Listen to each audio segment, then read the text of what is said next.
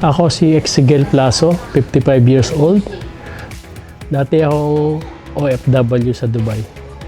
Ang trabaho ko roon isang foreman sa isang garden sa may shake house. Marami akong karamdaman kasi meron akong gamot sa high blood, sa kidney, sa sugar, saka sa cholesterol. Pa-tox ako ng first batch Also almost 6 months. Malaki kasi yung mga gawain kong bahay, nagagawa ko lahat Kasi nasa bahay na lang ako. Ako na yung nag-aalaga sa apo ko.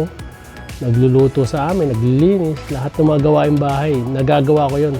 Simula nang ininom ko yung Pa-tox. Ay, maganda lalo kasi straight ang tulog ko, gising ko, umaga na. Diretso, walang gising-gising. Daily life, maganda, nakapag-exercise pa, tapos nakapag-alaga ng apo.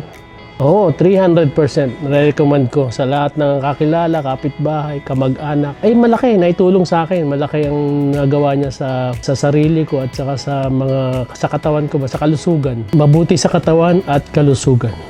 Hindi lang salamat, Pa-tox. Maraming salamat. Magandang nagawa mo sa akin at sa aking kalusugan. Thank you very much.